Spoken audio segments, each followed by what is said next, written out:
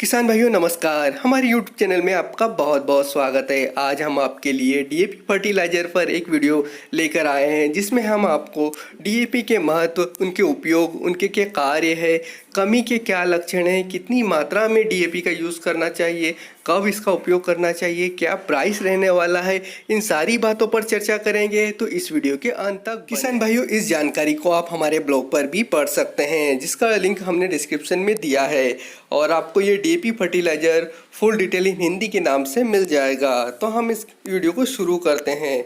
तो डीएपी का full form है डाई अमोनियम फॉस्फेट। ये एक रासायनिक उर्वरक है जिसमें दो मुख्य कंपोनेंट होते हैं। पहला होता है नाइट्रोजन जो कि 18% होता है और दूसरा होता है फास्फोरस जो कि P2O5 के रूप में होता है जो 46% होता है।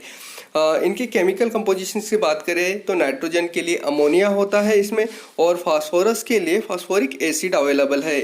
इंडिया में नाइट्रोजन के बाद सबसे ज़्यादा यूज़ करने वाला फर्टिलाइज़र डाई अमोनियम फॉस्फेट यानी डीएपी है जो कि वाटर सोल्यूबल है यानी पानी में घुलनशील है। और ये जो उर्वरक है सबसे अच्छा काम करता है 6 से 7.2 pH पर, बल्कि अल्कलाइन मृदा में भी ये अच्छे से काम करता है। जैसे कि डीएपी एक मल्टी फर्टिलाइज़र है। इसका उपयोग कई फसलों में किया जा सकता है जैसे कि दलहनी, तिलहनी, फलों में इसका उपयोग किया जाता है। बागवानी अगर लगा रहे हैं, सब्जियां लगा रहे हैं तो सभी प्रकार की फसलों में इसका उपयोग इसलिए किया जाता है क्योंकि इसमें नाइट्रोजन के साथ फास्फोरस भी अवेलेबल है।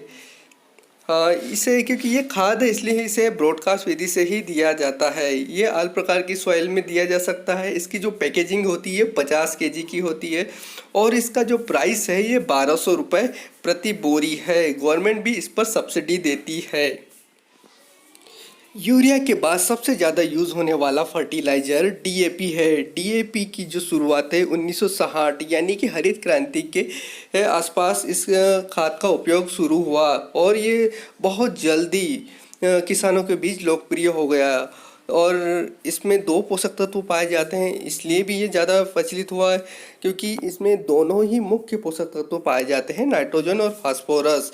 इसमें जो नाइट्रोजन होता है वो 18% होता है जिसमें 15.5% अमोनियम नाइट्रेट होता है और जो 46% फास्फोरस होता है उसमें 49.5% घुलनशील फास्फोरस होता है जो कि पानी में घुलनशील होता है।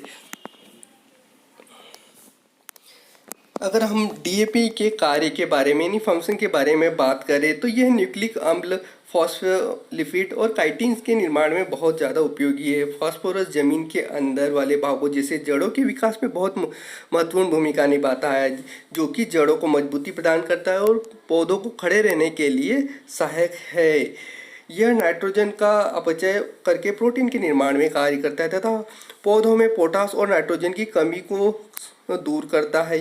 यह फर्टिलाइज़र दानों तथा भूसे के अनुपात को बढ़ाता है जिससे कि प्रति हेक्टेयर दानों की उपज में बढ़ोतरी होती है। यह दलहनी फसलों के लिए विशेष उपयोगी होता है क्योंकि यह दलहनी फसलों की जड़ों में पाए जाने वाली ग्रंथियों की संख्या में भी वृद्धि करता है।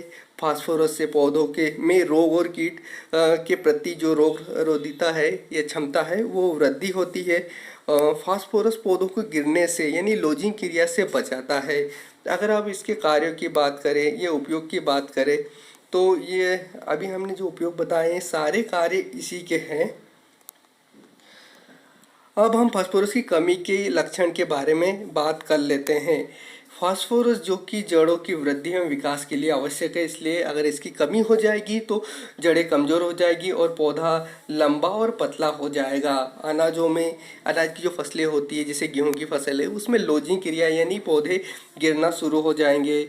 फल और फूल बनने में देरी होगी और फल और पत्तियां समय से पूर्व ही झड़ने लगेंगे। दाने छोटे बनेंगे और कम मात्रा में बनेंगे। दलहनी फसलों की पत्तियां नीले बैंगनी रंग की होना शुरू हो जाएगी और आलू की पत्ती की बात करें तो ये प्याले नुमा आकार की हो जाएगी। अधिक कमी की आवश्यकता अगर ज़्यादा कमी हो जाती है इसमें तो इसमें पौधों का जो तना है वो पीला पड़ सकता है।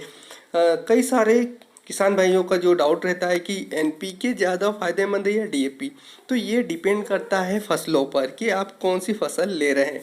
पर जो एनपीके होता है उसमें तीनों फर्टिलाइजर जो प्राइमरी न्यूट्रिएंट्स हैं वो तीनों पाए जाते हैं, जबकि डीएपी में सिर्फ नाइट्रोजन और फास्फोरस पाया जाता है, यानी कि पोटाश इसमें नहीं पाया जाता। अब हम डीएपी के हानिकारक प्रभाव के बारे में बात कर लेते हैं। तो डीएपी वैसे तो एक उर्वरक है जिसमें नाइट्रोजन और फास्फोरस दोनों फर्टिलाइजर पाए जाते हैं। अगर इसका ज़्यादा मात्रा में उपयोग किया जाए तभी ये हानिकारक होगा। ये जलीय पौधों में या जलीय जीवों में इसका जो प्रभाव है ज़्यादा मात्रा में देखने को मिला है। साथ ही ये अगर हम ज़्यादा मात्रा में पौधों को दे देंगे तो पौधे की जो वृद्धि है उस पर भी इसका प्रभाव पड़ेगा।